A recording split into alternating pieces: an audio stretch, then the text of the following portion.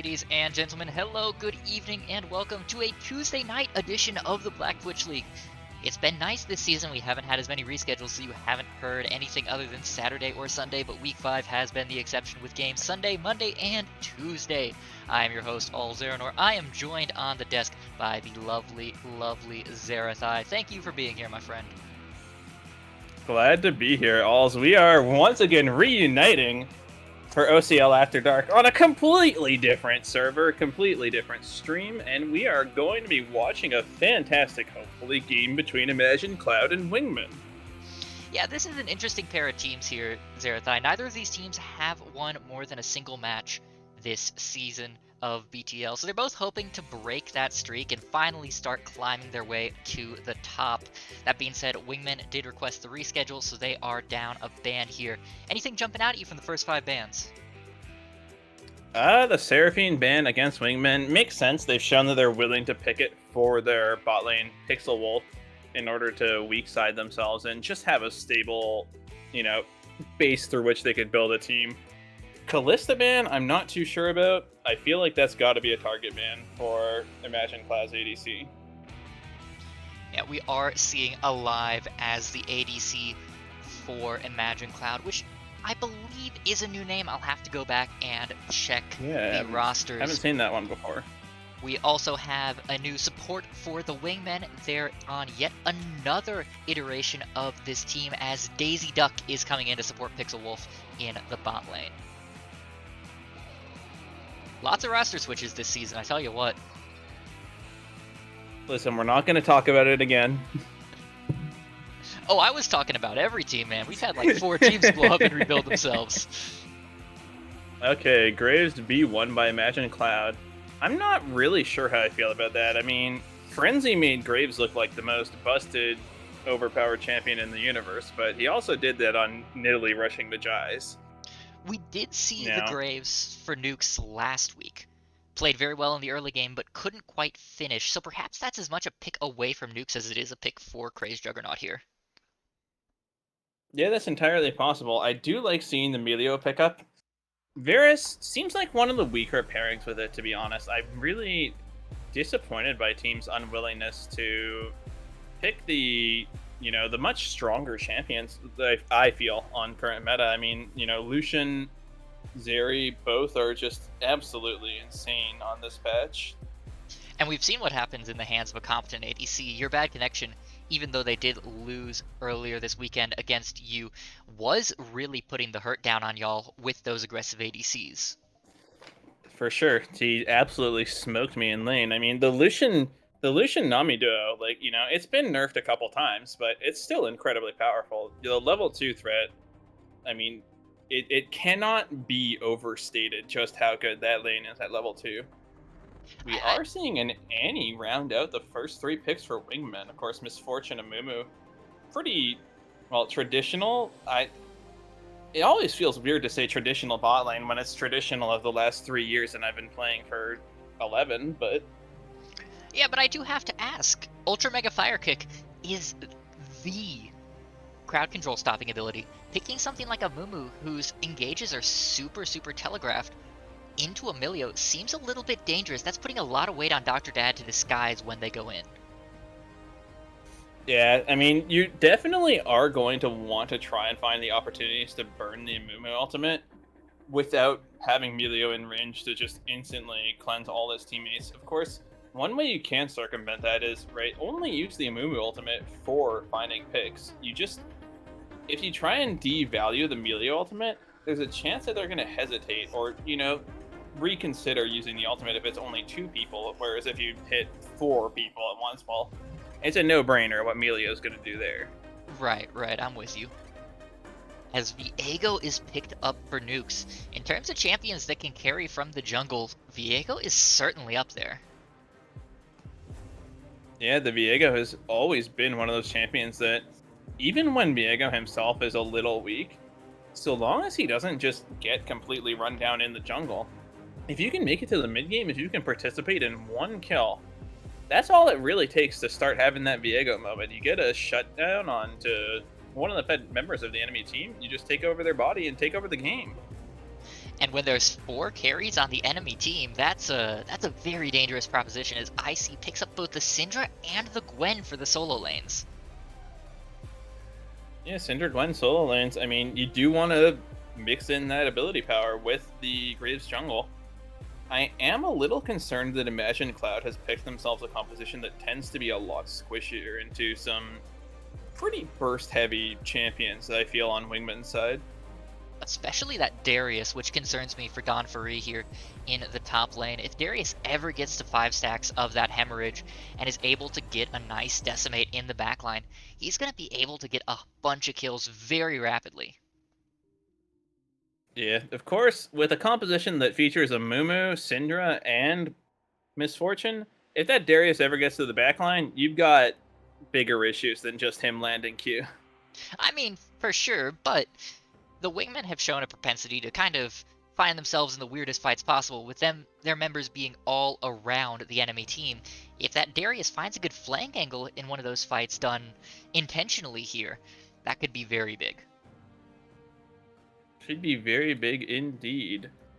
Now, I was looking at the OPGGs, and I did find a live, and as far as I can tell, they're maybe it's last season. Maybe they were a Callista one trick last. They were not a Callista one trick last season. So I'm really lost on the Callista ban still. I feel like that's a throwaway ban. The champion does not feel good on patch to me. Yeah, let's speak about patch for a bit. I am a top main, of course, so the item changes didn't hurt me a whole lot. How do you feel about the ADC changes?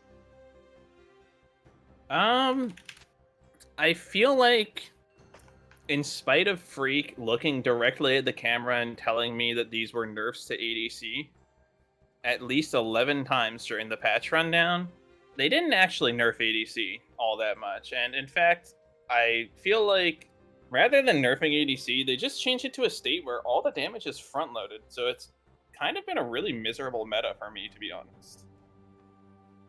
So, who does that favor in your mind in this matchup in particular, the Varus or the MF? I feel like the Varus. I feel like the Varus should have a fine time into their composition. I mean, we saw. Oh, crud. Who was it? Yesterday they played. It was Frostbite. We saw Frostbite yesterday pull out the on hit Varus splashing into the ability power build just to be able to deal some, absolutely insane burst damage. Is there a chance that we see the AP build here, what with the Viego and Darius already really locking down the AD threat for Wingmen, kind of to support that Annie, or do you expect the more AD build here? I would definitely expect to see him splash into the ability power build this game. I think that, with Graves and a Mumu, it's kind of a no-brainer that you want to head towards as much mixed damage as possible. Especially Graves, he's only getting the additional armor from his Grit passive. That would help really round out this comp. Now, I admit, it's been a while since I've had the pleasure of driving the Varus here.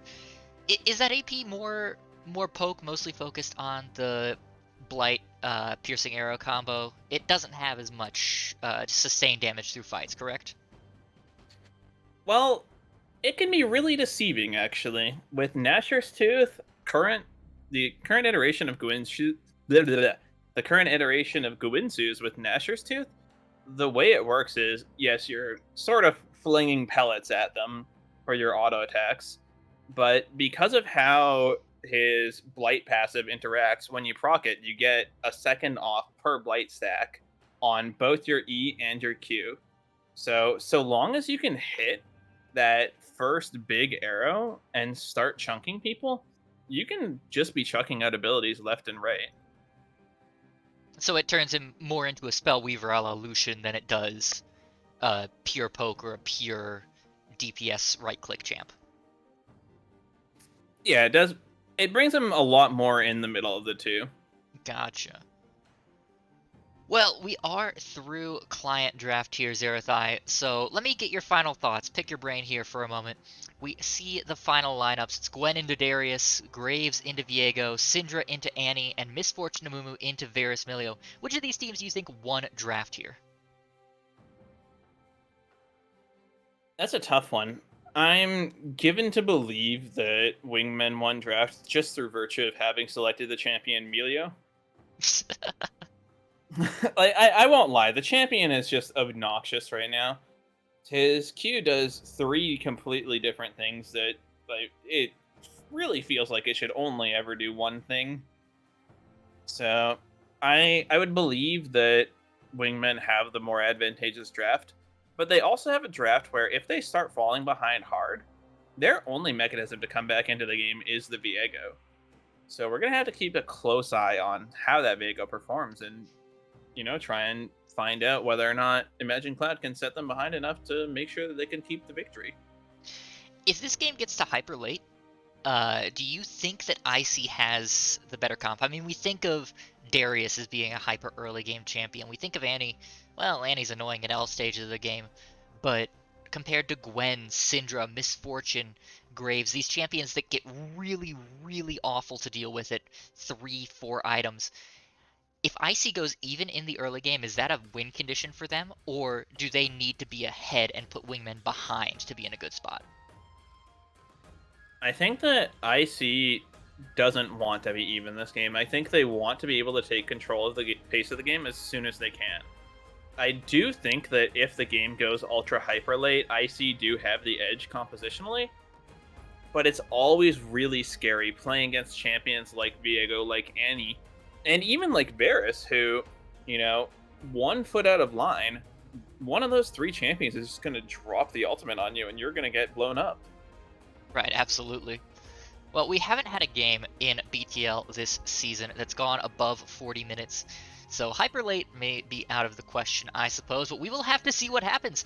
Two teams are gearing up to get on the Rift. We will step aside for just a couple of minutes to let the spectator delay tick up so that nobody cheats off of this stream.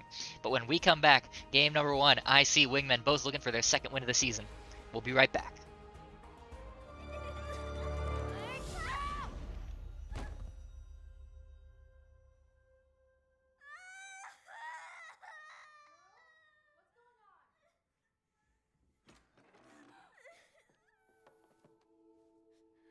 What did you do? She took Tibbers.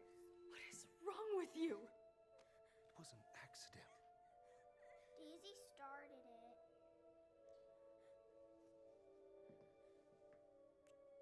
Oh, did she now? Well, I'm sure she didn't mean to. You'll be playing together before you know it, okay? I promise, Firefly.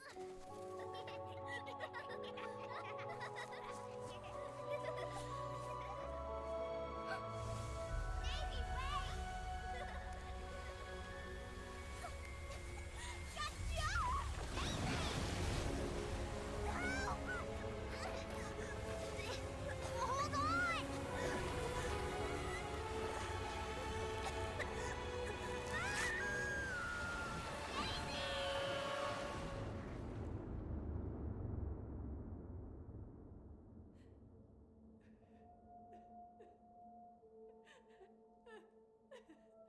Hold on! You can't blame Annie. She's still our daughter. No. Your daughter's a monster. How could you say that? You know it's true.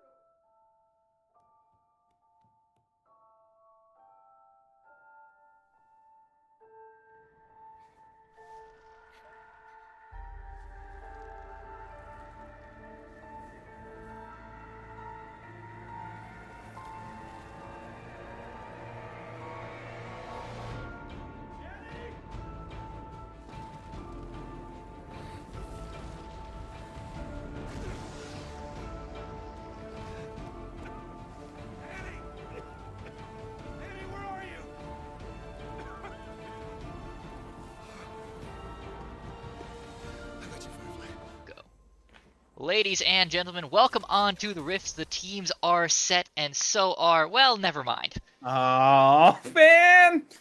The moment Oh, it's I going. start my intro. Alrighty, we will No, just go ahead and it's wait. broken. Yeah, we should be synced up here, getting to enjoy the Riot games. Everything broke. But this is peak BTL, right? Everything goes wrong before anything can go right. That's the story of Fantastic Four and Zerathai in a nutshell. Well, we got an extra Right. chance to look at this the map, the way it's laid out here, Zerathai. All 5 stacks from both teams, so no invade with the Amumu. A little surprised by that. Yeah, 5 point.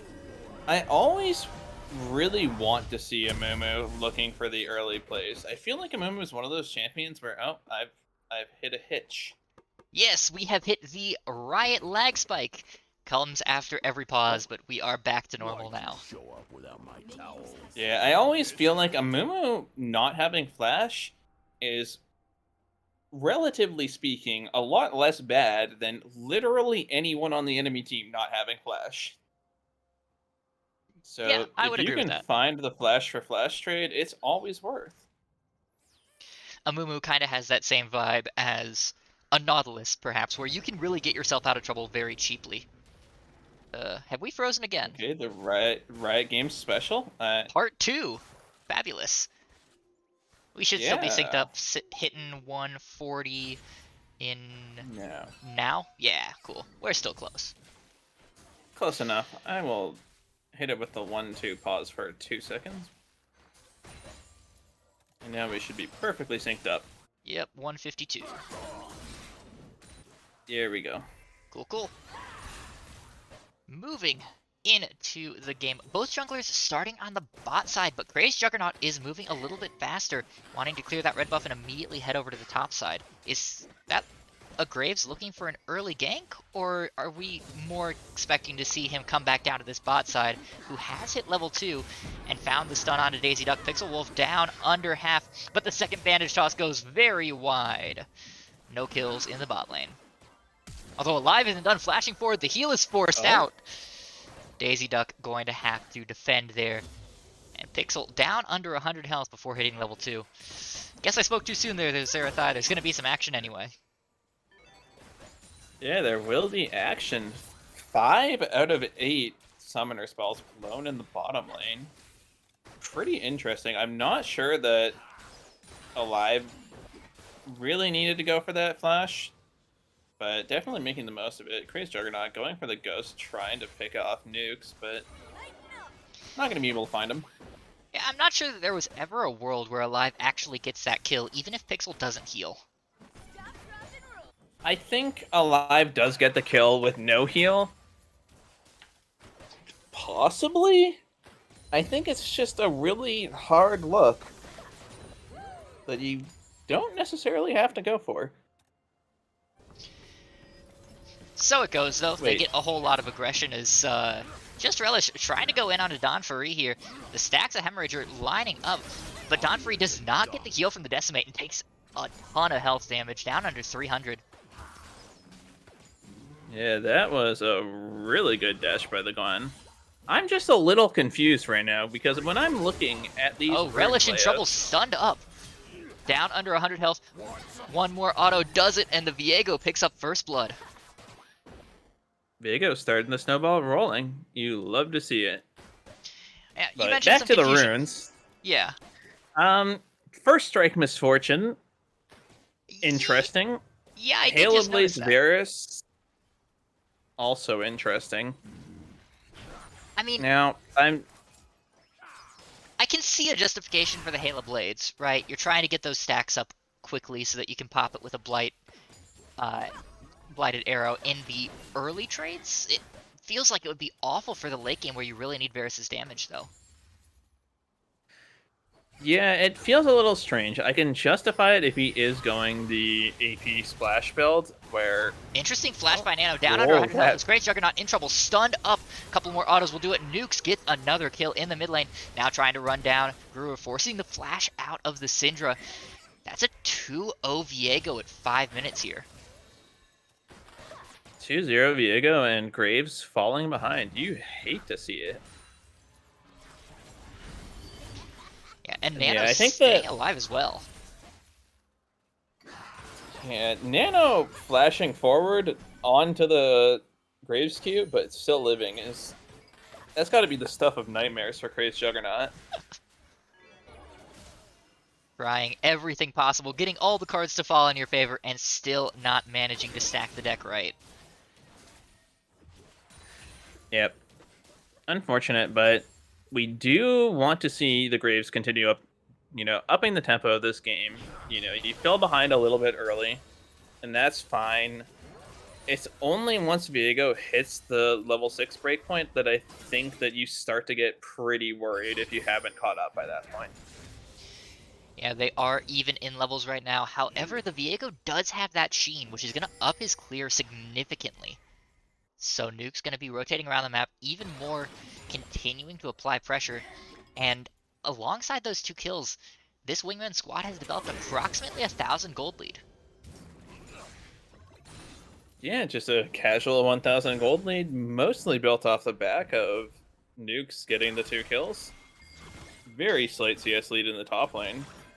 Actually, a 10 CS deficit mid lane. Interesting. Yeah, that top CS gap is going to clear up. This big wave crashing in for Relish. Looks like the Gwen will pick up just about all of them.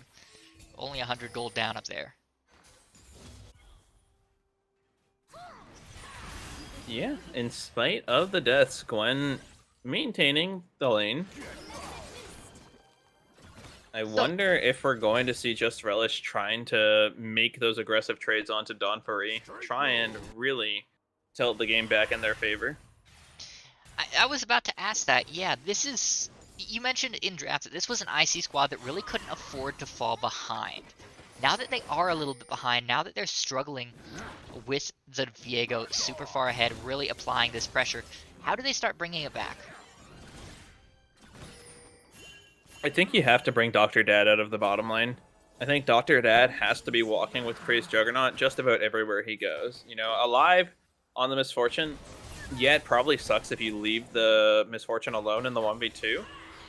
But ultimately, your Misfortune, while you are going to generate advantage, you're never going to generate enough advantage to the point where you can actually solo carry the lane or even get like 2v2 kills against the Melio and Luke. Flash forward to get the stun onto Brewer. The follow-up stun from the Tibbers, and Nukes gets a third. Yeah, Nuke's just out here nuking people. It's honestly kind of tragic for Imagine Cloud. They're not getting that vision out. I mean, Brewer didn't have anywhere safe to play to in this lane. And that's the second time, too, where Brewer's been punished from that exact bush. Had a ward in pocket and just chose not to use it as Dr. Dad trying to set up this gank from Craze Juggernaut. Another pause in the middle of a fight. I think we're going to hold properly on this pause here, Zerathai. And let these teams figure it out.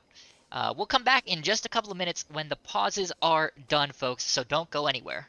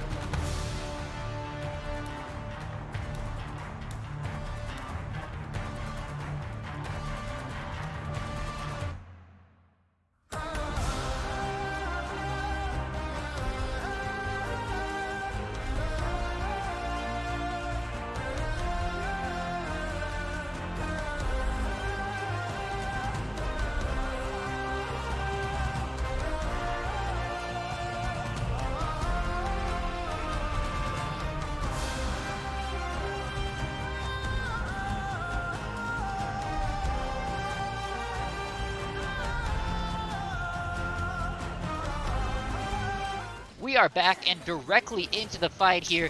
Pixel in trouble, flashing away, trying to find any way out of this. However, the bullet time is going to be enough. Alive takes it. They do get Dr. Dad on the way out, though, so that's a 1-for-1 here, Zerathai. Yeah, an unfortunate 1-for-1. Dr. Dad goes a little bit too deep, gets caught under the tower by the chains of corruption. Will not make it out of there. Not really necessary either. I think they had enough damage without, but Relish forced to ghost away. Of course, he will trade the Ghost for the Darius Ghost Flash. That does leave him a lot more vulnerable to any ganks that Crazed Juggernaut can cook up in the top lane. Yeah, and that does slow down Nukes' snowball a little bit as well, because Nukes was in the area looking to pick up a 4th kill. Really targeting the top side of the map, but just Relish a little bit too safe this time. And we are finally seeing Dr. Dad roam outside of the bot lane. This is what you wanted to see from him. This is what I wanted to see, but unfortunately, it's not quite how I wanted to see it. You know, I really want to see Dr. Dad walking around as a pair with Crazed Juggernaut, looking for... Maybe you don't have to find action, but I think you have to walk around as the duo just to be able to safeguard Crazed Juggernaut on any plays. Yeah, this is, by the way, a Dr. Dad that has been sitting on a ward for 45 seconds. Sure has. So, Wingmen know all about what is going on, and Nukes rotating over, trying to protect their mid laner as the flash forward from Nano is going to get the stun onto Dr. Dad, is forced to use the ultimate defensively as Nukes locked up a little bit, trying to run away now, but here comes Daisy Duck on the roam. Dr. Dad falls. That is 1 reset for the Viego, rather 2 resets for the Viego. The Syndra is going to fall, a double kill for Nukes, and 3 overall in the mid lane. You hate to see it. I mean, you really could see what they were going for there onto Nukes. But unfortunately, Crazed Juggernaut and Dr. Dad just a little desynchronized on the play. Brewer not able to really connect with any meaningful damage onto onto Nukes, rather. He was able to take over a corpse while Brewer had dropped the unleashed power on him. Yeah, Brewer and Dr. Dad were such stalwarts for the IC squad last year. It feels like they're really struggling to reclaim some of that this year. We do, however, see a teleport from, looks like Brewer here, trying to find something here in return. Nukes is very low, Nano in a bad position as well. Can Brewer find enough damage? Looks like the answer is going to be no, however, the cooldown's coming back up. If Brewer can get 1 more rotation off, that might be enough. The collateral damage does not secure it. Nano walks out just fine.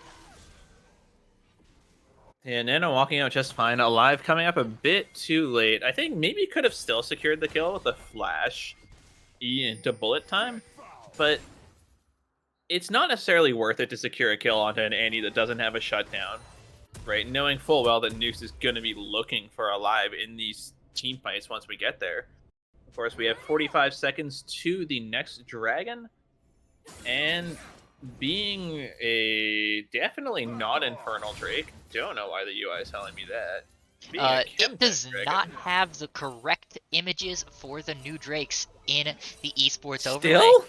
They refuse to update it despite it having been 3 seasons. Yes, which is why I always give my production leads side-eye when they tell me to use the esports variants, but they still look better than the other versions. So we just have to deal. I just got a deal. Okay, well, it is the Chemtech Dragon in 5 seconds now. The only team set up for it currently is going to be the Wingmen. Yeah, they've got a lot of numbers there. They've got good vision, too. Yeah, they do have all the vision set up. It looks like they've been doing their homework. Oh, they're setting up a vision trap for Crazed Juggernaut. Are they going to be able to find him, though? Looks like no, but they will see him coming around the red buff pit.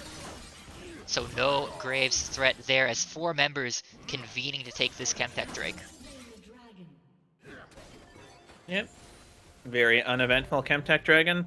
I'm not sure how I feel about both of the marksmen rushing the Yomu's Ghostblade. I feel like it's a bit overrated in terms of what it does for the Misfortune specifically. Ooh, they're looking for a pick here onto Daisy Duck or Pixel. The bullet time is coming out, and that's going to be a clean double kill for Alive. beautiful wombo in the bot lane. I stand corrected. The Yomu's is always the correct option for Misfortune.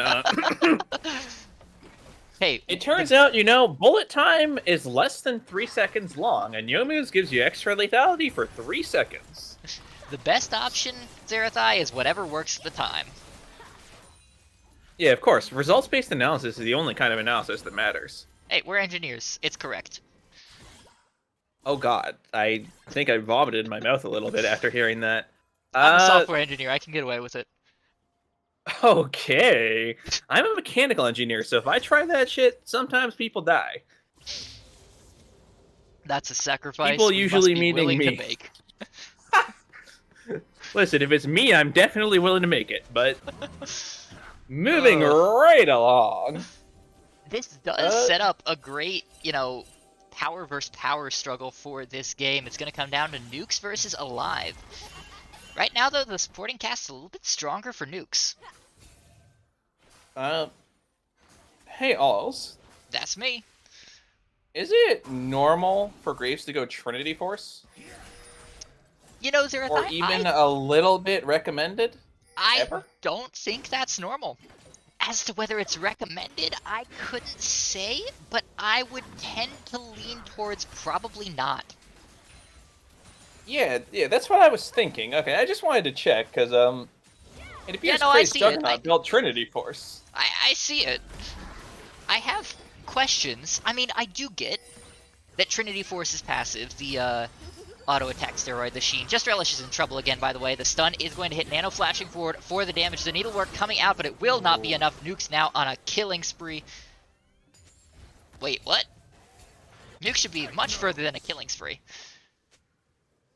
Riot Games apparently has forgotten how many kills Nukes has gotten.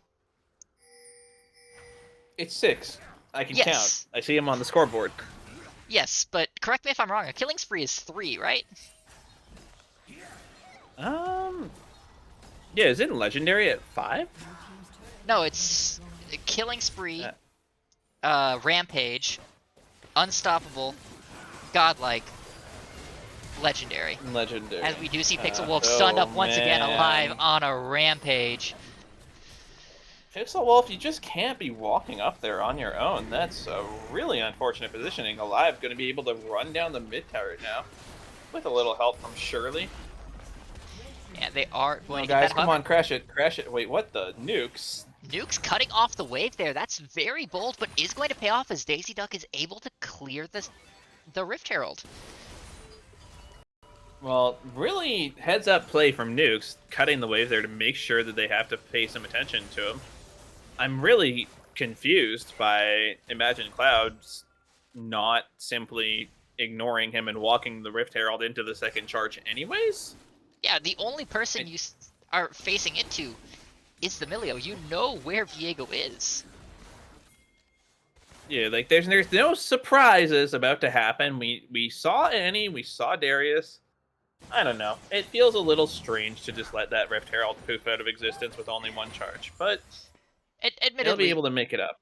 Admittedly, Imagine Cloud has made a few kind of strange macro choices so far, so might just be par for the course this evening.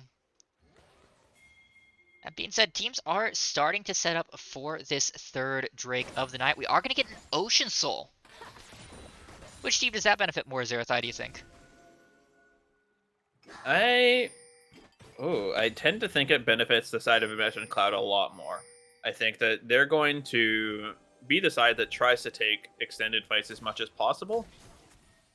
And I think that, Nimumu, while he's not going to be extraordinarily tanky, his little bit of tankiness will definitely be helped out. That said, it's no slouch for the side of Wingmen either. Darius and Viego are Relish. both really happy with it. Oh my, that is bold. Relish is in a very awkward spot here, is going to get hit by the Summon Tibbers, and is just going to disappear. Nukes on more than a rampage here. Thank you, Riot. Doing pretty well for themselves at 7-0. One step away from Legendary here, as they will secure the second Drake of the game. Look at this. In the meantime, though, Imagine Cloud trying to take that second turret in mid. Are they just going to peel off here? They're just walking away? giving it up? They would have had the damage in time there, right? If Crazy Crazy Juggernaut had Juggernaut? auto-attacked it. What? Huh? Chickens are more important, I suppose. Yeah, you gotta eat your chicken. Gotta get that protein. I mean, I'm truly no, there's no baffled, justification for what we just saw. Like, there's just no justification for it. I'm lost. I feel like I'm almost as lost as Imagine Cloud is in this game. Hey, You know, we do credit where finally credit is see the due. even shroud finished off. Jug is up 6 camps. That's something. Yeah. He's also, if you press X, down 1,400 gold. Or sorry, you dropped the one there. 2,400 gold. Yeah, that's a lot of gold to be down. And at that, down to a Viego, who is going to straight up take over a team fight on his own. It could be worse, though. The Viego did spend a whole bunch of gold onto the not terribly efficient Hexdrinker. And Alive is the major carry right now. Alive sitting at 2.5 items. So the stats from that Hexdrinker aren't going to be super valuable. Nano is in a lot of trouble here. Under the turret, stunned up and down. Crazed Juggernaut, though, caught on the wrong side, is going to fall. The Chains of Corruption secure that. And Nuke's actually legendary here, despite what Riot says. Greer forced to flash away. However, the Scatter the Weak will keep them safe for now. Just a 1-for-1. Just a 1-for-1, forcing the flash out of Greer, though. Pretty useful. I'm going to expect to see that coming into play in this next Dragon fight in 3 minutes. Now, Yeah, however, do you think... Oh, Don Farrah going in on Just Relish. However, the Needlework doing a whole lot of damage. The Noxian Guillotine will take Just Relish down to about even. However, the healing from Riftmaker might be enough. No, Just Don Relish. Farrah secures the kill. yeah, Darius Don to be Furry scariest. really just taking advantage of the fact that Just Relish simply re-engaged before the stacks had timed out. Yeah. I mean, Playing around the stacks is something that you have to learn very early on in League of Legends. That's surprising to me that Relish screwed up that badly. yeah, it's, you know, being down 0-3 at that point, 0-4 now, I'm a little concerned that it's maybe just they've taken a bit of a mental hit. And I'm wondering if they're going to be able to shake it off this game. You know, maybe this is something where we're not going to see Just Relish really be able to perform until game 2. Yeah, they have found Don Farrah separated from the team. The rest of this Wingman squad is looking. They've separated Relish, who is now running away, but Nukes is going to land the stun. Relish down to about half health, flashing over the wall, but Nukes will follow, and Nukes will secure another kill. However, the Clouds do pick up a turret in the mid lane, getting something in return for their top laner, but it's not going to be enough. Alive is shut down. Nano secures that kill. The ultimate, the Curse of the Sad Mummy, will not matter. A double kill for the Viego as Syndra falls as well. It's just Crazed Juggernaut left, and with all 5 members alive, the Wingmen are rushing to this Baron. Yeah, Alive unfortunately caught out, has the flash available, but just didn't have the reaction time to prevent Nano from one-shotting him. And that was we saw... Sorry? that was an Annie that was on Vision. Yeah. That was an Annie that we saw walking at him for a good couple seconds. Sometimes you lose, you know? But, you know, it's like we were saying earlier. We saw Dr. Dad get the big 4-man ultimate, and then Daisy Duck immediately just cleanses them all with the Melio ult. And that was something that we didn't talk about in draft. Well, we did talk about it very briefly, but Dr. Dad has not done a good job of forcing Milio to pre-use this ultimate, or to save it when the Curse of the Sad Mummy comes out. And it's been very detrimental to these Imagine Cloud teamfights. Daisy Duck has been very good at keeping their team safe. Yeah, Daisy Duck doing an incredible job on the Melio of just providing an absurd amount of peel, really. Like, the healing, shielding, and peel for the Viego. You know, before we even factor in Nano on the Annie, or being able to speed up Dawn Fury, or give Pixel Wolf that little bit more range just to have a little extra safety in these fights. It's just insane. The utility is so insane. And Dr. Dad, unfortunately, you know, being a bit of an older champion, only has one real big button. And that real big button happens to be entirely countered by Melio's ultimate. Wild how that works. On the plus side, Icy is picking up some objective bounties here, mainly off the back of Just Relish, who is split pushing in the top lane and has picked up both of those turrets. The downside is they've lost another Drake. Wingmen now only 5 minutes away from an Ocean Soul.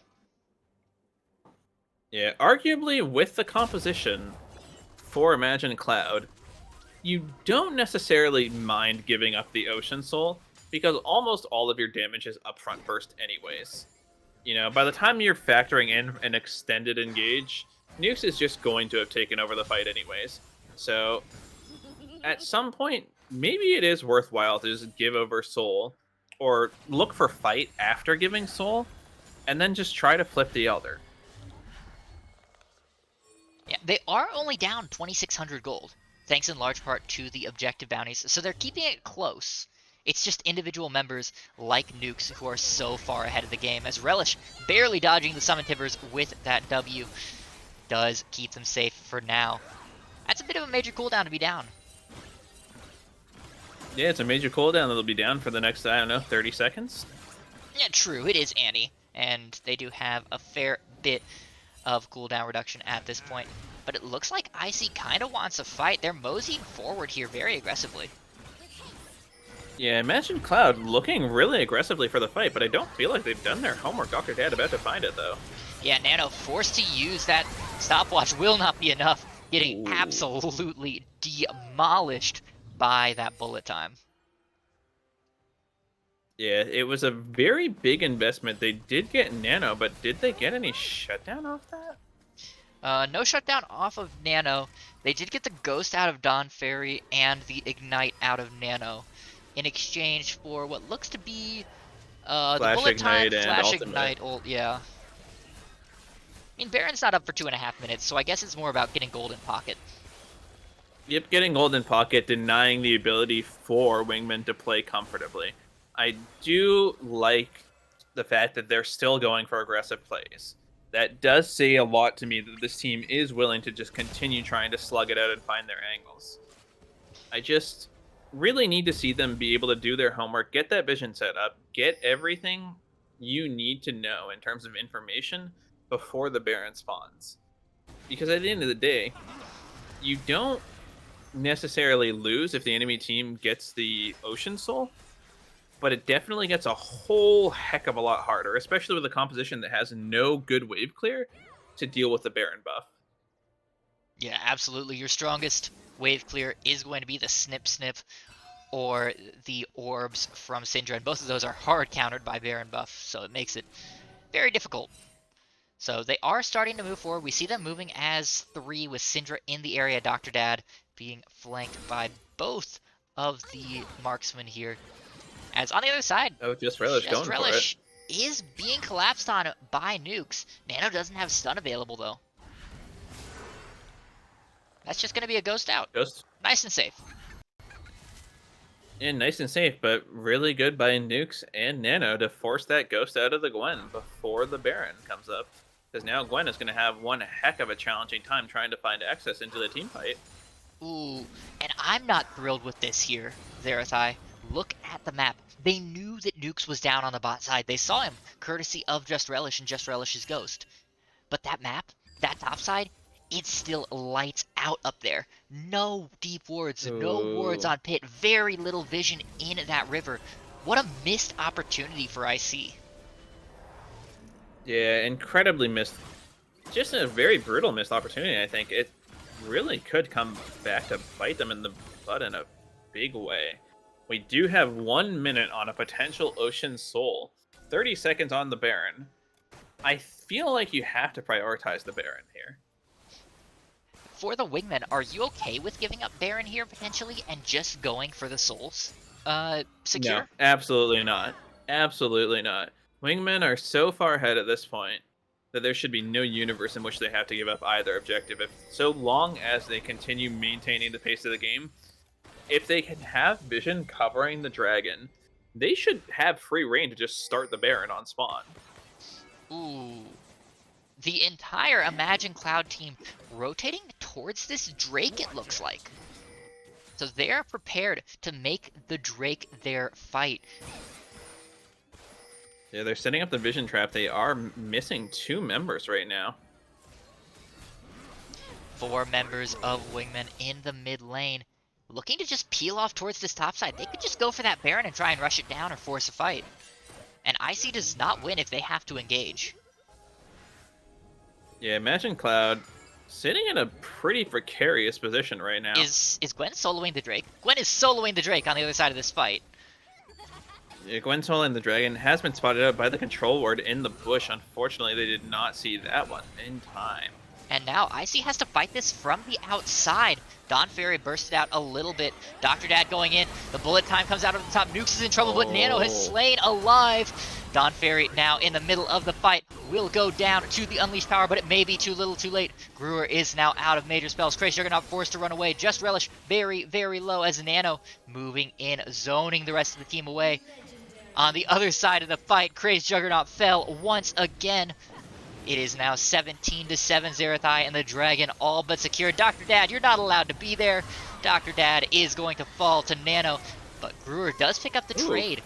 So a little bit on the way out as the Ocean Soul is taken by Wingmen.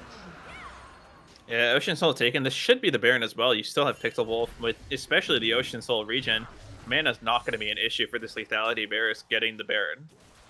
And neither Just Relish or Brewer are headed that way. They do both have TP available should they want to try and defend, but it doesn't look like Wingmen are going for it here, actually. What the heck? Playing very defensively. Playing incredibly defensively, given that Alive doesn't have bullet time.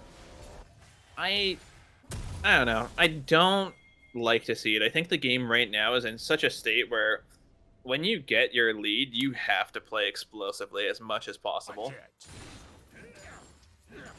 I have to question, or not question, but ask about some itemization as well, specifically from Imagine Cloud. Alive choosing to take a Bloodthirster here as their 4th item. Given that they're facing into an Annie and they've died so many times to the Annie Flash Ultimate, why wouldn't we be seeing a Guardian Angel or a QSS here? Well, I can tell you why not a Guardian Angel. Because at the end of the day, Guardian Angel just means you die a second time. Right? Realistically, with how messy these fights have been, there's no way you can expect Imagine Cloud to recoup their, or like retake their positioning around where Alive is, and be able to fight forward from that position on the respawn. Relish doing some huge damage onto Don Fairy. The Needlework comes out. Don Fairy is done. Don Fairy really overestimating himself, not respecting that Gwen damage at all. That was unfortunate, and that gives a lot of split push pressure to Imagine Cloud. Now, the Wingmen are on a timer before they're forced to respond to this. Yeah, they do have the one-man advantage, but they're not going to be able to take advantage of it to do anything other than secure another tower. Now, if Nano shows up in the bottom lane, I would like to see them actually just start the Dragon, or Baron, rather. Looks like they're thinking Dr. about Dad it. Dr. on Dad. the plant. Good job getting that blast plant over the wall, and they are going to start up the Baron, although I believe that was unintentional. No, they're going to keep it going. Anymore. No pink They ward. don't have a control ward. They know it's on vision. This is... You can't do this anymore. No, this is very dangerous. Nukes has the capacity to steal. TP coming in from Just Relish. The Baron down under half. Will this 50-50 go the way of Imagine Cloud? Nukes looking to go over the wall. Dr. Dad trying to get the stun. Will be managing to get it, but it does not matter. The Baron is taken by Nukes. Nukes steals the Baron. However, two members are already dead. Only Brewer in return. Don Fairy, Nano, and Daisy Duck now tasked with holding this Baron buff. But the waves are in a good position. Look at this. Alive is walking one in right now. So they will have pressure here as the members of Wingmen are spread apart across the map. Yeah, the dream is not dead yet for the Imagine Cloud, but it is a lot more difficult. They will be able to pick up one inhibitor. I'm not sure they'll be able to get a whole lot more, though. 2 minutes, 30 seconds to the Elder Dragon. The Baron buff should fall off right about when the Elder spawns. So Yeah, I'm going to be almost. looking for the side of Wingmen to really push the lead with this Baron. Try and gain as much control as possible. You really need to break these tier 2s. And it could have survived on worse members than it did. Nano and Don Fari obviously going to be the members in those side lanes, and if Daisy Duck ever leaves Pixel Wolf is dead. So we'll almost Yep. always have a Baron buff around Pixel here. It definitely could be worse, but not having it on Nukes, not having it on Pixel, does make it a little bit more tenuous for these pushes. It makes it a little more scary. I think at this point in the game, now that we've seen that Don Fari cannot handle Just Relish 1 versus 1, you have to be willing to just do the 4-1. You know, let Nano... Either let Nano or Don Fari solo, but they have to be doing it away from this Gwen. This Gwen is just an absolute monster. Yeah, they are bringing 3 to match her, but the entire Imagine Cloud squad is on the way as well.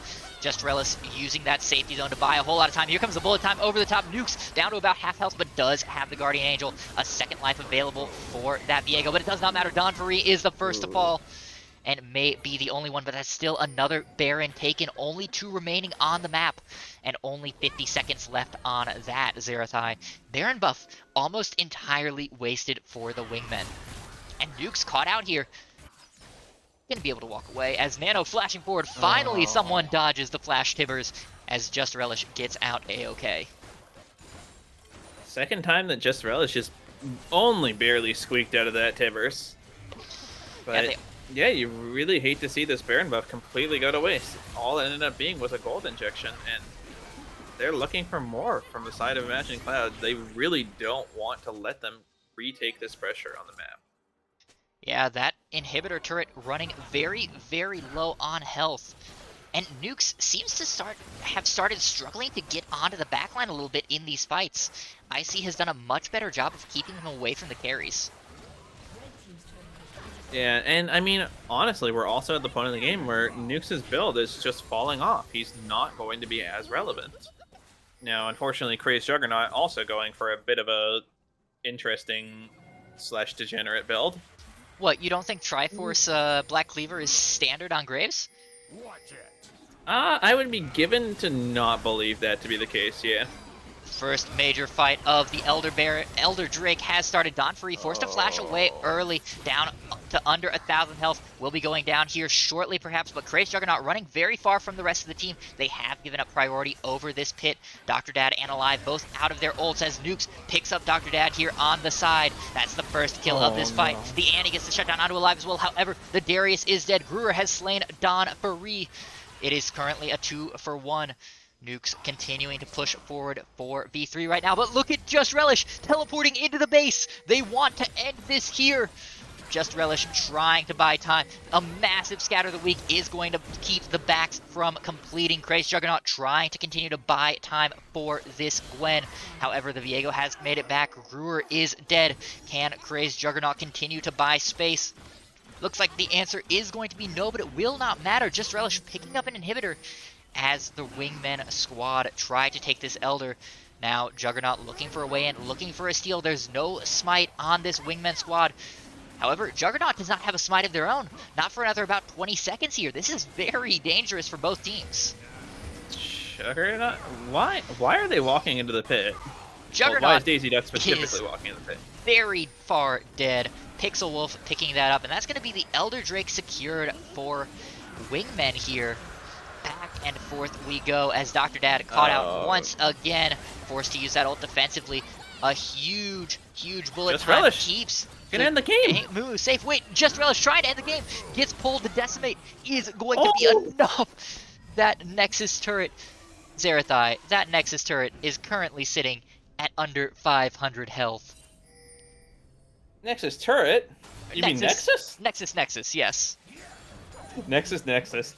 Yeah, no, that was insane from Just Relish. I'm not sure how Just Relish got away with that with Don Fari and Nano up. But I was really surprised on the play where Just Relish was unable or unwilling to just go to the dragon to help Crazed Juggernaut pinch in the pit before Nukes could get there. Yeah, however, this does make the game increasingly difficult for the Wingmen because they can never afford to leave their base alone again. Brewer has the TP available. If anyone from this Imagine Cloud squad can get a deep ward, or if someone can sneak in, just Relish, going through that bot lane where there's not a whole lot of vision, finding a ghost angle, really running in there, they could take this game out from under the Wingmen. Yeah, this game is absolutely winnable. I mean, you really have to expect to see Just Relish and Gur both pocketing a control ward at this point in the game, or having the yellow ward in pocket, just to have a teleport access point for the other to play to. Yeah. I mean, it's just really, Oh really no, scary Dr. right Dad, now. you're Oh, not allowed to do Dad. that. Dr. Dad is Dr. Dead here as Nukes picks that up. And pings Oh, going down man. on the Baron. There's only 45 seconds left on the Elder Drake, but it'll be more than enough for this Wingmen squad to casually secure their third Baron rather, of the game. We do see late pings coming down from Imagine Cloud. Looks like they're going to try and collapse on this, but it's going to be a little bit too late, as it looks like the Wingmen team have already gotten out. The bullet time comes down, but lands onto nobody. Just Relish is in the base again. Just Relish is going to end the game. I did say it was going to happen, Zerathai. I didn't expect it to happen. Would happen. I did not expect it to go like that. No, I don't think anyone did. And I mean, Just Relish, really good heads up play. Just gets to the base gates, pops the ghost, and goes for it. 3 Barons, Zerathai. 5 Drakes. 25 to 13. 6 dragons. 6 dragons? 6 dragons, no, yeah. Imagine Cloud took 5 dragons. Yes. I was listing all of the things Imagine Cloud took. Ah, gotcha. 5 Drakes, 3 Barons, 25 to 13. And they lose. Yes. And they They lose. do lose. I would be shouting, but this is beyond belief. I'm so baffled, Zerathai, as to how this game could have ended on that note. For sure, it's definitely not what we expected. I think that both these teams have a little, or more accurately, a lot to look back at and really think critically about, how did we just let that happen? I mean, for Imagine Cloud, you have to think they were already working on their Game 2, Game 3 plans, right? Because they were so far behind, nobody looked like they were on the same page. Just Relish, yes, got a couple of solo kills against Donfury, but was really not having a good time at the hands of Nukes. Kraid's Juggernaut was always a step behind. Alive was doing alright, but Dr. Dad getting caught out again and again made it so hard for them to do things right with their combo. But they bought enough space. I'm beyond belief. I truly am. Yep. I don't think we'll be able to process exactly what happened, but I do think we'll be taking a short break until the next game. So don't go anywhere.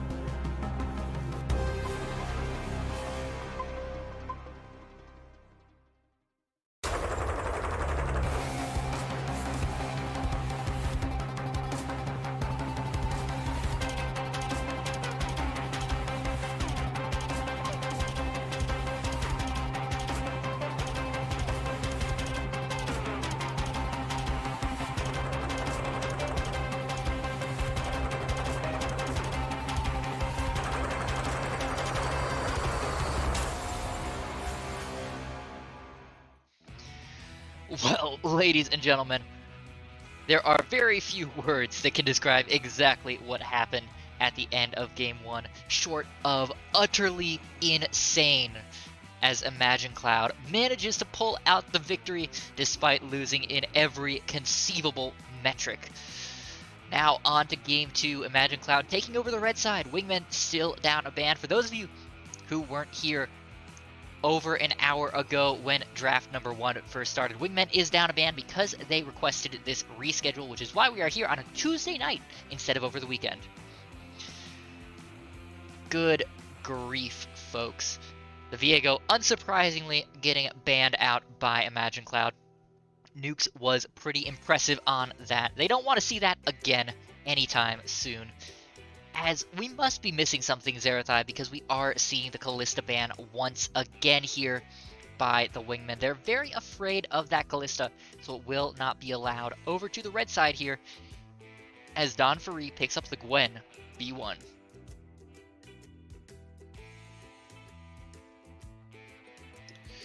Alright, I'm in the middle of eating still, but I need to unmute and pop in, because what the hell? Gwen B1?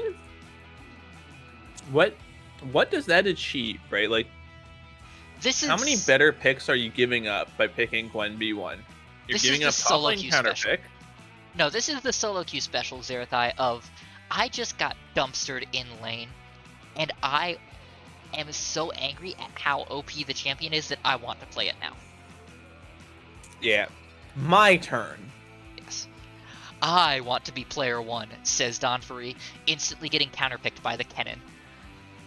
Alongside giving up the misfortune again to Alive. Alive was the major carry for Imagine Cloud, keeping them in that game for nearly 40 minutes, just long enough for Just Relish to get 2 straight backdoors and finally crack down the base. The Misfortune will be facing up against a Jin Karma here from Pixel Wolf and Daisy Duck. That's a whole lot of poke coming out, so we'll be able to kind of match the pressure that Misfortune is putting out in lane. However, there's a whole lot less disengage, so the Amumu could be back, or we could be seeing a completely different engage support from Dr. Dad with much the same effect. We could see a Leona here, for example. A Solar Flare is a great way to set up a beautiful bullet time, especially with a J4 ult coming out over top. And as we approach this second phase of bans, it seems increasingly probable that the Wingmen could take away that Amumu from Dr. Dad here in the bot lane. The Annie taken away from Nano as well by Imagine Cloud. I don't dislike this.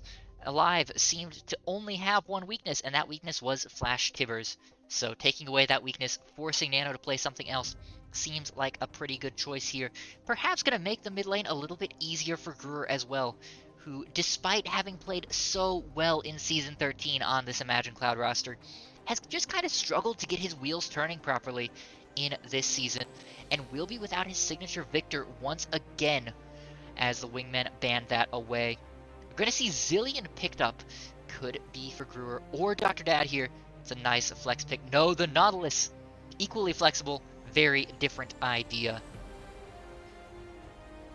However, I would be a little bit concerned about giving that to Gruer, because that would lower the damage output of this team significantly. The Kennen is there, and the Kennen does plenty, but that's a lot of burst damage coming out of the Kennen, and in some of these fights that last long times, back and forth, you need a little bit more sustained damage from the mid laner than potentially Nautilus could provide. So I think that's more likely to go to Dr. Dad here, as Nukes picks up the Xin Zhao. That's a lot of early game pressure, and we have seen Nukes get out to major early leads here in all 3 games that we have seen them play. 3, potentially 5. I cannot remember WTF Jin Zhao? Yeah. I cannot remember what week Nukes joined this roster. I do like this here, though, because Nukes has done a great job of getting ahead early, and has just failed to get that to transition to wins here for the Wingmen. So potentially something that's as snowbally and early game heavy as the Xin Zhao will just be easier for them to actively win games on. Yeah, I do like them to see, or I do like seeing them put the focus more on the early game, really try and pressure the Imagine Cloud roster as fast as possible in this game. Echo into Ari Yeah, that seems not although extraordinary. there is the chance here, Zerathai, that this is going to be a Kennen mid and an Echo top. Yeah, that's possible. I don't think Kennen fares any better into Ari than Echo does. There's also I guess he fares. the chance that it's Echo jungle, Nautilus mid, J4 support. I think you're cooking with a little too much propane there, Aulz. You might want to dial it back a bit. Nah. I'm in the South US. There's no such thing as too much propane. You've seen King of the Hill. Just needs more fire. Exactly. Plus, the J4 ult works very well with bullet time. You just lock Jin Karma into a small space that they can't get out of, and Alive does exactly what they did in Game 1. Just bullet time all over the enemy team, and pick up easy kills.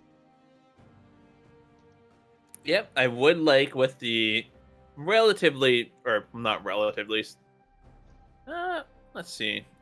I need to refresh my memory. Yeah, Graves. So compared to last game, I would like to see Alive go for the more crit-focused Misfortune build to be able to be dealing that long-term sustained damage over the course of the fight, while not really giving up much in terms of the ultimate damage. That said, Jarvan and Kennen being on the same team definitely leads me to believe Alive is probably going to go for the Omega one-shot Misfortune bullet time clip that everyone likes to see on TikTok or whatever the kids are using these days. I do have to ask then, outside of Gwen's W and Crescent Guard from the Xinjiao, there's no real tank stat on this Wingmen squad. We know that Nukes is going to build aggressively because Nukes has been the major carry for Wingmen in every game that they have played. So this is going to be a squishy squad. Do you really need sustained damage when you're facing 5 squishies?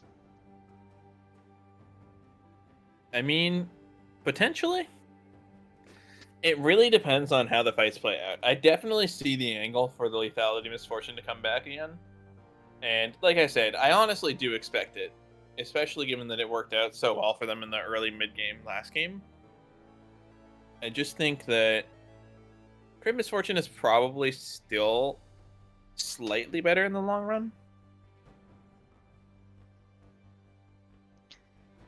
But hey, all they have to do is make sure the game doesn't go to the long run, and Lethality Misfortune is just better. Or right? Make the game go to the long run and trust Just Relish to backdoor again. And maybe this time True. we'll actually be expecting it instead of being in complete and utter disbelief. Who knows? Anything's possible. I mean, This I is think BTL. we would be in. I think we would be in complete and utter disbelief if we had backdoors 2 games in a row, especially this time when you're not on the Gwen but the Kennen. That'd be a little unexpected. I gotta ask, if we had them 2 games in a row, would that make them back-to-back doors? That would absolutely make them back-to-back doors. I'm so used to being the one cringing at puns. It's nice to dish them out occasionally. All jokes aside, you just have to give in to Nyarko and really just indulge the punishment. Ugh. Speaking of punishment, though, I do like this Imagine Cloud draft a whole lot more than what we saw in Game 1. It's got a lot of lockdown, it's got a lot of responsiveness. Even if Wingmen are the engagers here, the IC squad can respond better. And if IC wants to engage, they have more tools to do so. It definitely seems a lot easier to enact their goal than it was in Game 1. I agree, and it definitely feels a lot better for the Imagine Cloud roster to have some of that targeted crowd control like the Nautilus. And, you know, the ability to really set up the play for the Kennen to be able to go for the ultimate for the Jarvan is, I think, going to be crucial for Imagine Cloud pulling off the combo this game. It's crucial. The question is it better than what Wingman drafted? Last thoughts here before we head into a short delay. Did IC win draft again? Or has Wingman cleaned up some of their drafting issues? I think that Imagine Cloud has shored up their draft a little bit. I'm not sold on the Echo still. I think that that's going to be the biggest weak point of this draft. And I think that if Wingmen play proactively with the Xin Zhao and the Ari around the Echo, I think it's going to be really scary for Imagine Cloud this game. Well, we will have to see. Echo is, of course, one of Brewer's signature picks. Not quite as famous as the Victor, but did plenty of heavy lifting in Season 13. We will see if they bring it back here with a vengeance, or if the Wingmen can force a Game 3. We'll be right back in just a couple of minutes, folks, so don't go anywhere.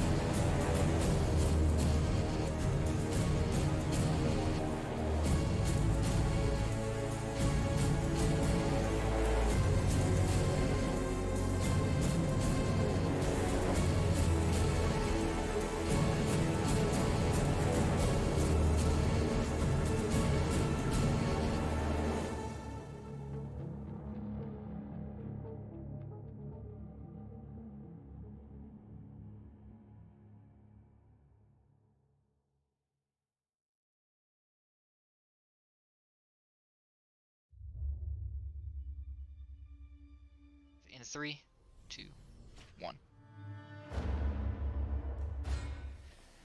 Sorry about that. My Stream Deck decided it was going to spaz out, but we are live. The teams are on the Rift, and once again, Zerathai, we have no invade from a very invade-heavy support. And this is the one that I called out as being almost as good as a Mumu to not have a flash on.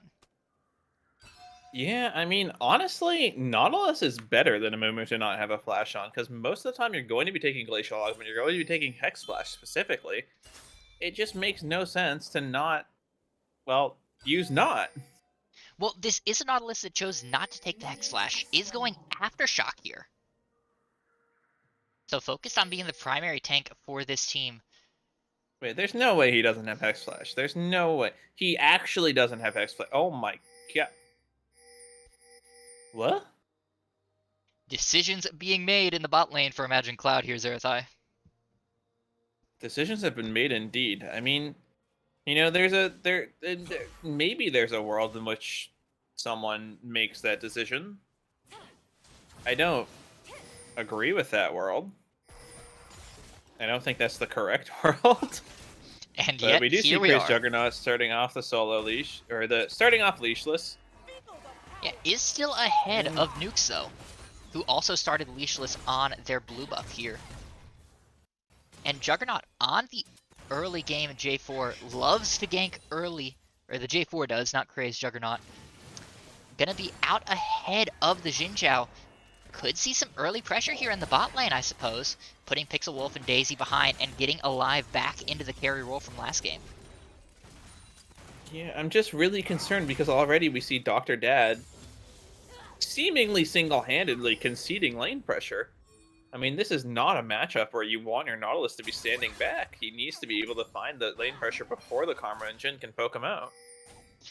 Yeah, however, if they do want the wave to crash so that Juggernaut can gank, it would make a little bit more sense. However, I Juggernaut just don't know how reliable that is compared to playing the lane through your own 2v2. Yeah, Juggernaut Juggernaut. going straight for the mid lane. Yeah, he's going all the way around. Nano very pushed up. Grur does have the parallel convergence available. However, Nano has plenty of lane to run away. Will miss the charm, but is still running, flashing over the wall. Out safe is the Ahri. Yeah, flash forced by Crazed Juggernaut. I do like that. Don't like that he went for the longest path in the universe, or that he flagged and dragged before he really had to. Yeah, could have held that a little bit longer, tried to force out the flash, and then flag and drag. Grur's also Yeah, I still would've taking a liked- ton of punishment. Yeah, Grur down a full wave's worth of minions, down half health. It's just going to be really tough for the melee Echo to deal with it. Dr. Dad getting chunked out just a little bit. I suppose that if you're melee, you're always melee form, as Alive is taking a ton of poke. He's going to be rooted up true. by Oh, the no. flourish here. Pixel Wolf will not be able to secure the kill as Alive flashes away, but Nukes and Crazed Juggernaut are going to find each other in the jungle, or in the river here. Crazed Juggernaut going over the wall. Can Nukes find the pull? Looks like no. Pixel does land the flourish, but it's not going to be enough. That is a numbers convergence here on the bot lane, and it looks like Nuke's not done yet. Still trying to find Crazed Juggernaut, who is taking a lot of damage on this Gromp, and does not have the flag available to get out. Crazed Juggernaut is going to fall solo in the jungle. Ooh. First blood to the Jhin. Yeah, really good heads up play from Nukes to know that Crazed Juggernaut is probably just going to go for the jungle camp without having the vision there to protect them. Very concerning, especially now that with that situation that Alive has no summoners whatsoever. Pixel Wolf did, of course, ghost earlier in an attempt to finish Alive off. I would have liked to have seen Nukes maybe go for the dive early on. I think that that's a very real possibility when you have the Karma and the Xin Zhao. Speaking of Just start Nukes, off the does dive get with hit Karma. Oh. by the flash, flag, and drag. Parallel convergence comes down, but does not stun. Crazed Juggernaut in trouble and will fall. However, Nuke's going very low. Dr. Dad roaming up to try and help secure this kill for the mid laner. Will it go over? Yes, Grur gets it, barely staying alive. However, now will be forced to reset once again and no longer has the TP available. Yeah, super close from Nukes, almost able to finish off Grur by himself. And Grur just, while he does pick up the kill, he is falling a lot behind in the CS department. It looks like the mid wave is pushing back right into Nano. Yeah, Nano up 15 farm. That's as much gold as a kill. Similarly, Nukes is up 3 camps. But on the other side, Just Relish, as the range laner in the top side, doing it pretty alright, up 14 farm. And Alive, keeping a small CS lead for themselves as well. Overall, it's about even on the map here, Zerathai. Overall, we're staying pretty close to even, and the pace of the game is mostly going the way of the Wingmen. And Nukes invading once again, just living in Crazed Juggernaut's jungle. Yeah, this is what I really wanted to see Craze Juggernaut do last game on the Graves. Just constantly looking for the invades, constantly just look to be harassing the enemy jungle, because Graves is one of those champions that's really good at taking the straight up 2v2. Oh, Nano. Getting shut down a lot more than they had to, I think. I feel like Nano might have been able to just 1v1 Gruer without, or with the ultimate available, so long as Gruer didn't tick 6 yet. Yeah, that was a weird trade. You would think that Nano would be more making use of their level advantage there to have some aggression in that mid lane, but instead we are seeing Gruer start to win these trades. Dr. Dad flashing forward is going to get the hook onto Pixel Wolf, who is now forced to run away. But the Flag and Drag, that was interesting from Juggernaut. Flag and Drag turning into more of a Flag and Drag after you've emptied it of its beer. Hey, Got him! Anyways, Gruer looking to try and use the parallel convergence to find some foothold in the middle lane. We do have Nuke sitting in the top side trying to get Just Relish to go aggressive. Yeah, Don Fairy is down to about 400 health here, but with Nuke showing, I don't think there's any odds Just Relish does anything stupid here. Does have the Lightning Maelstrom as well to protect against a dive, as his team is securing the first Drake of the game. Chemtech will fall, and it'll be a Hextech Drake next. So still no icons for us here, Zerathai. Thank you, Riot Games. Thank you, Riot Games, for your beloved spectator client, which is always perfect and never broken. Not that And thing. now that I'm done lying through my teeth, we are going right back to the game state where we do have Nano sitting on the... Oh, wow, I've already forgotten the name of this item. Lost Chapter. Lost Chapter. There you go. There we go. We made it. We got there. Nano sitting on the Lost Chapter is going to be happy staying in this lane a lot longer than Gruer. Does drop the Ignite on a very ultimate ready Gruer. Yeah, that pretty was confused. Interesting because Nano took 2 turret shots there, so the entire health advantage that the Ahri had in the lane is now completely busted. And with Dr. Dad coming into cover, Nano won't even be able to get a whole lot of pressure out of this either. It's really unfortunate. And a bit of an unforced Nano error. at best, Nano can really hope for this to crash, but Dr. Dad I don't think has to let it crash. Nano, though, is going to be able to pressure him off a bit. Dr. Dad really respecting the kill threat of an Ahri without Ignite. Well, Nukes was on vision and in the area, so I think Dr. Dad was a little bit afraid of being collapsed upon there. And especially after last game where they died time and time again to unnecessary crashes like that.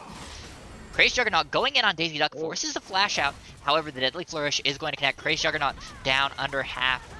Pixel Wolf taking a bunch of damage from the bullet time, but will still survive. Pixel Wolf walking right back into the bullet time afterwards was a little suspicious. It's fine. Don Ferret trying to find something with the needlework. Not quite landing. So many almost kills that aren't here, Zerathai. Yeah, Don Fairy really trying to make the trade happen. Just Relish, more than happy to just chill under the tower. Relish the moment. Oh no, collapse in the bot lane. Nukes has found an angle onto Alive, forcing the flash away. Dr. Dad may be in trouble now, sacrificing themselves for their ADC. Dr. Dad down under 100 health, and down they go. Nukes picks up their 3rd kill of the game.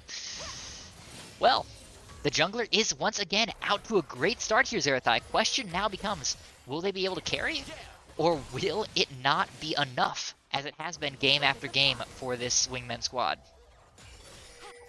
Yeah, I do think that they've gone for a much more sane itemization this game.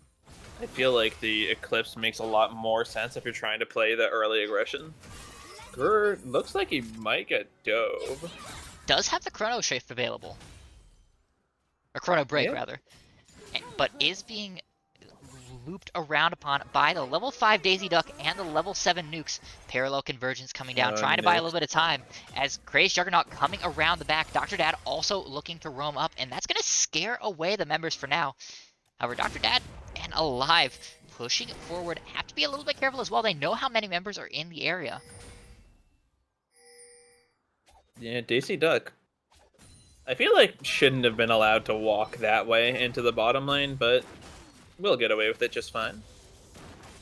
Yeah, without knowing exactly where Nukes is, I suppose it's a little bit scary for Alive and Dr. Dad to try and engage on some of these fights. So they're playing it very Oh defensively. no, they saw Nukes walk right to his raptor camp. Oh, they saw him walk into chickens? Then yeah, there's no defense for that. Really Yeah. a little bit too passive here. Just Relish maybe in a little bit of trouble. Up 2 levels, however, Nukes does so much damage with that Eclipse. Holy. The Slicing Maelstrom is going to come out by a little bit of time as the charm does not land, but it does not matter. Just Relish has been spread once again. That is really unfortunate. However, we do see Crazy Juggernaut going in the bot lane, forcing the flash out of Pixel Wolf. The roots will land on a Crazy Juggernaut, and that's going to be the end of that. But still, a flashless Jhin means a vulnerable Jhin. As Gruer going in deep onto Nano. Nukes is behind, though. Can no longer find a Chrono Break out. Will be forced to run the long way round. Yeah, bit of an Ignite going to waste, but they get to crash the wave away from Gruer, so The wave they'll be plus securing Rift Herald at here. least 3 plates. Yeah. Yeah. Gruer is looking to try and defend this. Parallel Convergence going down. Gets the stun onto Nano. However, does get charmed and will not be able to use the Chrono Break. Ooh. Nano gets the kill. Now Dr. Dad trying to save this fight. Will not have anything. The Rift Herald falls. Another 1-0 for Wingmen, rather. 5-1 now. Almost entirely on the back of Nukes, who's 3-1-2. Yeah, Nukes 100% KP, always there, always making the play happen. Hey, also I'm a 100% little death disappointed. KP. True! You know, he's just You're not everything willing right to now. Yeah, he's really doing everything for the team, including losing the game. Second That was a Drake joke, going of over. course. Yeah, second Dragon going over, uncontested. I do prefer to see them looking for the gold snowball. Pixel Wolf, standing, again, it feels very far forward relative to where the game state is. My goodness, that is just... It feels like some of these pathings back to lanes and whatnot are just insane and only going unpunished because neither team is willing to ward exits. Hey, wards are expensive. That takes a whole 2 clicks. You gotta press the 4 button, and then you gotta click. You know, that's fair. I never thought about it like that, but I'm sold. It's a hard knock On life for those of us refreshing that don't quick cast. Yeah. I mean, if you have your trinket set to quick cast, you're a bit of a psychopath. Yeah. Wait, I have my trinket set to quick cast. Can I Well, backtrack? No, that's accurate. You're a psychopath. Alright, you know, that's fair. Yeah, Just Relish being set up to be dove upon here. I never like diving a cannon. That Slicing Maelstrom is such a major dissuasion tool. Instead, we see the bot lane going in. Pixel Wolf outside of the Cataclysm, but it will not matter as the bullet time deletes those health bars. Alive and Dr. Dad each pick up 1, 2 kills in the bot lane. And now this bot turret might be the first to fall despite all that damage that the Wingmen put into that mid turret. They're not going to get first turret gold. Yeah, they will not be getting the first turret gold. And, you know, this is where we were talking about the Nautilus really being able to just take advantage of the fact that he can point and click them. You can't flash away from Nautilus ultimate. I mean, you can certainly try, but at the end of the day, it's just not going to get you very far. You can run away. It won't help. On the other side of the map, though, Nukes does pick up the second Herald of the game. So they are at least getting those, continuing to try and break through turrets that way. Yeah, I I don't would know like if to I would... see them... Go ahead. I'd like to see them try and proactively place this Herald around the dragon spawn. Just really force Imagine Cloud to split their decision. Yeah. I mean, you can easily break open that mid-tier 1 without using it. So I hope we don't see them drop it just for that. If they can break that mid-turret... I think it's fine to drop it for the mid turret. You just have to also walk it into the next one this time. Yeah, or wait until that tier 1 is broken and drop it to the tier 2 for the Drake pressure in 2 minutes. Yeah. Easy Duck has unfound Dr. Dad who blast comes to happiness. Yeah, that dredge line, incredibly powerful. There is nothing on Earth that can stop Nautilus from following through on that. Except Daisy another Duck- displacement during it. Daisy Oh. Duck is now caught. Okay. The Cataclysm will go on to Pixel Wolf, who has no flash and has no way out alive, securing another. Daisy Duck in trouble. The flash does not connect from Crazed Juggernaut. Oopsie daisy. The karma survives. Can we talk about what a psycho angle that is for Alive? He actually flashed over the wall from River to follow up on that play. Gold. The misfortune needs gold. Hey, Yeah, it the worked, misfortune though. does need gold, and the misfortune's getting gold. I mean, just a quick X on the button, and, you know, he's sitting up 1,700 gold over the Jhin. Jhin, one of those champions where when you start getting behind, the game becomes really unplayable, especially into a composition that starts getting a lot tankier, like the Jarvan, the Nautilus, even Kennen to a certain extent. They're all going to be really hard for this Jhin to deal with. Yeah, absolutely. You know, we gave a lot of credit to Nukes for putting their team ahead by being a part of everything.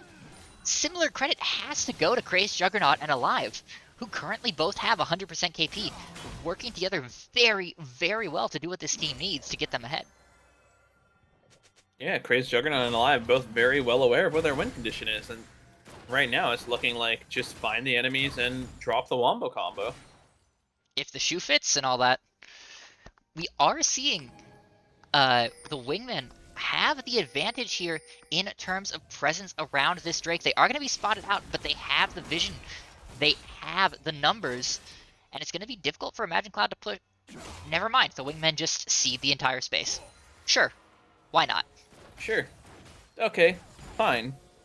You have Herald. You could be using this as a distraction tool. You could, but that'd be far too easy. Obviously, now Nukes is just sitting on Nukes top of the is dragon. not Nukes allowed is just to be getting here. picked. Nukes is going to die. Crazed Juggernaut going over the wall, looking for the Cataclysm angle, will find 3 alive, channeling the ultimate. However, the Crescent Guard will keep the Sin Shout safe, but not safe enough. 2 kills go over. Don Fari now all alone on the wrong side of the world here, trying to dash away. Will get hooked though, will find themselves falling. Brewer picks up another kill, now 3-1, as Relish on the backside of this fight finds Pixel Wolf, forces the Jhin to flash away. That will be a 3rd Drake taken, unless a snipe can happen from this Jhin. Gonna be blocked, gonna be stopped, going to be secured here by Imagine Cloud. Are we all gonna pretend we didn't see that stopwatch from Just Relish? Yeah, no, that stopwatch was incorrect. I understand that it was trying to bait out the 4th shot, but... I don't think it was trying to bait out the fourth. You can't bait out the fourth. You gotta react it. I think Relish expected it to come instantly because they were getting close to that border. It was just a wholly unnecessary. But if you're primed for it, then you can push the button. Yeah, no, I'm in agreement with you. I'm just trying to get into the heads of these players, man.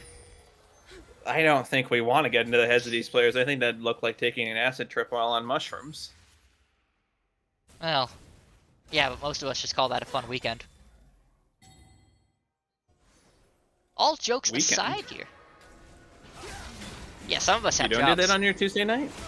Daisy Duck is kind of caught here. Nukes in deep with them. The Cataclysm is going to come down. Crescent Guard buying a lot of space, but it will not be enough as Nukes falls once again. The flash forward from Dr. Dad is going to connect onto Pixel Wolf. Pixel Wolf in a whole lot of trouble as the roots come, the suns come, and the gray screen will follow. Alive now on a rampage, as with 3 members dead, this Imagine Cloud squad is looking for the Baron. On spawn, no less. Yeah, Baron on spawn, and I mean, 3 members dead. Nukes, it seems like really falling apart this game, going for the essence. We were just not able to find the angles where they don't get one shot. Ooh, Don Fari looking very aggressively here. The teleport coming in from Brewer behind. Dr. Dad will get the root. There's no W to save this Gwen. Oh, man. And she is sent back. I'm not really sure that Brewer needed to teleport and give over that bot lane turret for free. It's about securing I would tend to kills. think that it was unnecessary, but It's it's about sending a message at this point. exactly. Thank you, Zerathai. I'm glad we're on the same page. That message is Now- apparently, we're putting all of the chips on Alive. and it's working. Yeah. I mean, let's not.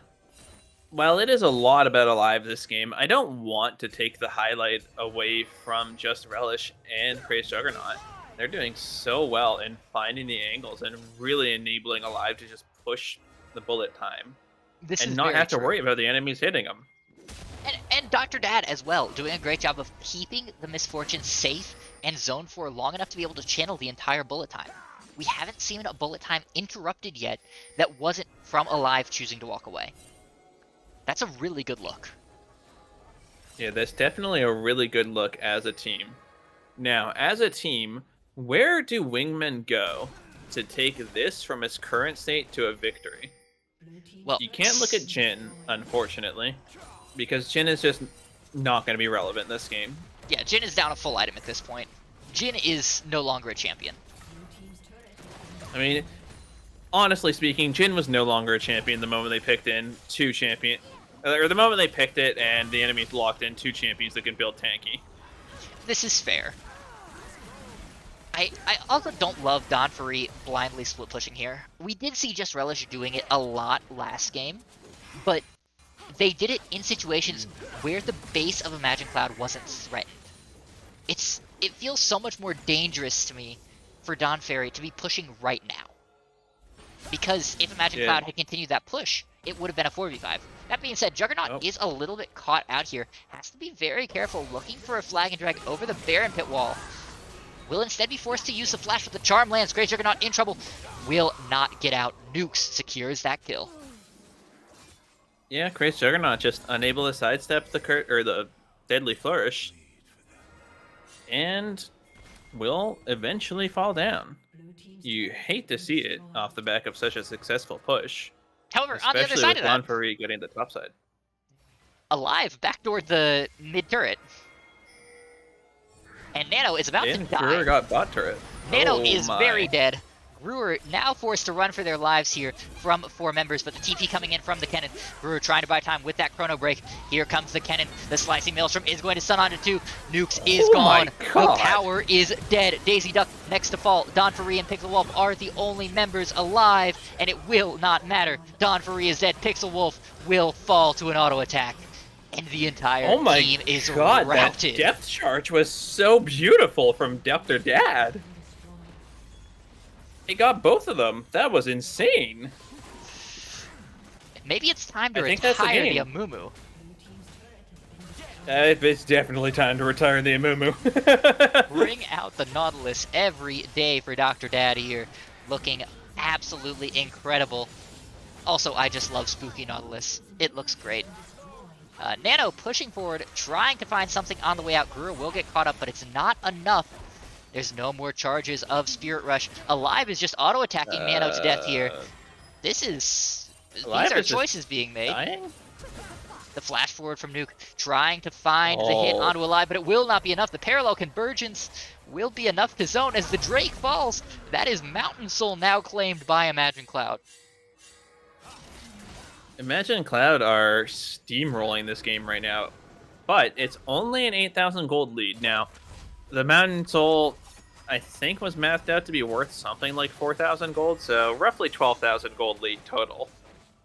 Okay, but here's the thing, right? We already saw the other side of this. We saw the Wingmen with Ocean Soul, with Barons on top of Barons on top of Barons, with constant pressure, with a broken base for Imagine Cloud, and they couldn't win. So this is the chance for Wingmen to turn this around and do the same thing to Imagine Cloud. I think Wingmen needed to get the pressure on the map earlier than they have now. I think that Wingmen also being down 2 inhibitors makes the prospect of doing the split push to win a lot more challenging. It's not impossible. I think it's still a winnable game. Nano just needs to be able to find these picks onto someone. Like, I don't think you can be overreaching for Alive at this point. You need to just be taking Nukes is whoever caught. shows up. Nukes is in trouble. Oh, Nukes no. is gone and Alive. It's legendary. Donphy in trouble going down as to Donphy. well. Chrono Break is available. Brewer wins this fight 100% of the time, right? Oh, doesn't even He need sure the does. parallel convergence. Good grief. That Yeah, I mean, was nasty. well played by Brewer, and a lot of an overreach by Don Curry. I mean, we're seeing some of the same mistakes that Just Relish was making last game. Nano is Where caught as well. The they're- bullet they're- time coming out. Nano is gone. Daisy Duck similarly in trouble. Hooked up, stunned up, and done. The Wingmen have been clipped here, Zerathai. I think they're falling from the sky. Yeah, I think that the draft was a bit too much Icarus and bit too little plans being followed. I think that Wingmen really needed to not let Pixel Wolf and Daisy Duck fall behind as much as they did. Nukes is looking Oh. for something. Nukes is looking at a gray Okay. screen. Has been invited to not, apparently. The Nexus now being attacked. There is nothing that the Wingmen can do. Desperately trying for something, but Just Relish has to pick up one more just for good measure. 22-6. Imagine Cloud takes it 2-0. Yeah. What a wild and wacky series. After game 1, too, Wingmen looked so good. It looked like Imagine Cloud got bailed out by Just Relish managing to find the sneaky way into the base. But the Imagine Cloud squad to come back and the early game to go poorly, and yet Imagine Cloud to take this dominant of an end to it. Alive 11-0-6. Crazy Juggernaut 1-3-15. Dr. Dad 1-1-15. Just doing so much to control and decide how this game goes. I wonder where this was in game 1, because it looks like a completely different squad. Yeah, I mean, I think that in game 1, their draft was a little bit lacking in direction, and I think that, you know, they figured out, okay, well, we need to have some clear and obvious win conditions. So they gave themselves one. They gave themselves a misfortune, and they paired it with, rather than just the Amumu to set it up, which could be countered by the Melio, they gave it the Jarvan, they gave it the Kennen, they gave it the Nautilus on top of all of that. And then they threw in an Echo for good measure just to make sure they always had some auxiliary piece moving around causing havoc. So And I you think they just that did it a was, really good job of executing. You think it was entirely that they just made their lives easier here? They already knew what they needed to do. They just gave themselves more of a just chance did to it. do it. I think so. I really do think that a lot of amateur League of Legends can be boiled down to, you know, how easy of a win condition did I give myself? And we heard that from Rat Legion this week as well. They, of course, have been struggling almost as mightily as both of these two teams have done, only having, prior to this week, beaten the old FFZ roster. And when we talked to them after their game, they said, yeah, we stopped trying to force things and just played our game. And suddenly, they looked incredible. Yeah, I really want to see Dr. Dad off the Amumu more often. Dr. Dad, I see you in general chat. Or is that trash talk? That's trash talk. Sorry, I see you in trash talk. I understand that you think your Amumu is also good. It's not. I'm sorry. Don't ever play Amumu again. Oh, If you're not willing to flash on him level 1, why are you picking Amumu? Oh, boy. That should be a clip, folks. All right, one last question here that will determine who we try and get in for a nice little post-game chat. Who is your player of the match, Zerathai? It's really tough because it's a very clear and obvious Just Relish for game 1. But Alive was also incredibly stable in game 1 and clearly did a lot of damage in game 2. I think Just Relish still did a lot in game 2 as well, so I think it's a 50-50 between Just Relish and Alive for me. See, that's interesting because my vote was Crazed Juggernaut. I don't think they win game 2 without having Crazed Juggernaut on setup. And I think that I was going to say that Juggernaut did a good job of keeping Alive stable long enough in game 1 for them to be bailed out by Relish. But I could go any which way. I think any of these 5 members could be called the player of the game. Final vote. Yeah. Pick one here. Who's your champion? Okay, wait. Let me find a coin. All right, I have. Well, that's not a quarter. That's a nickel. A nickel's good enough. All right, if it's the beaver, it's just relish. If it's the queen, it's alive. And it's the beaver. It's just relish. Alrighty, we are going to be kidnapping Just Relish. They are BTL veterans. They're used to this. Welcome to the cast, Relish.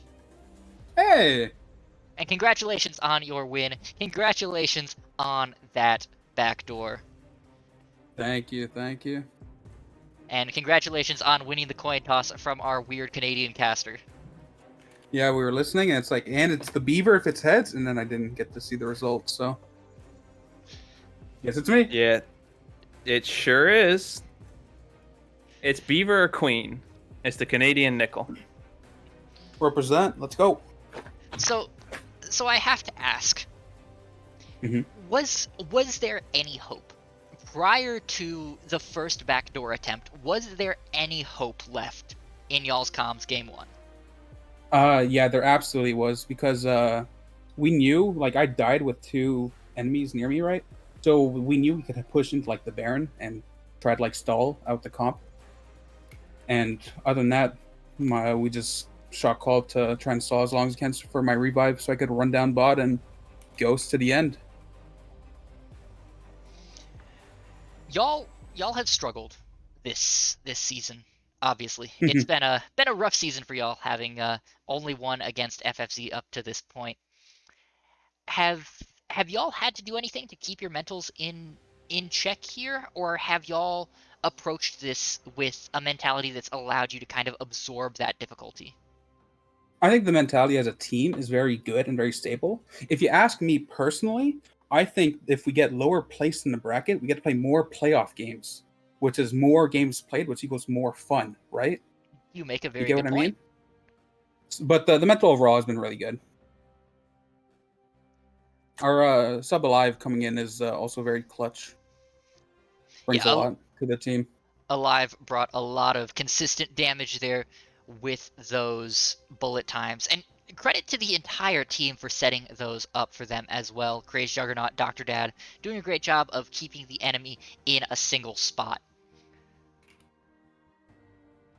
Yeah, Craze really likes to go in. So giving him some like J4 and he just sees that target, he beelines for it. It works out really well. Any questions from you, Zerathai, here to our player of the game? Listen, I just have one very important question. Can you tell me what your reaction was to them first picking Gwen? Kind of a chuckle, I guess.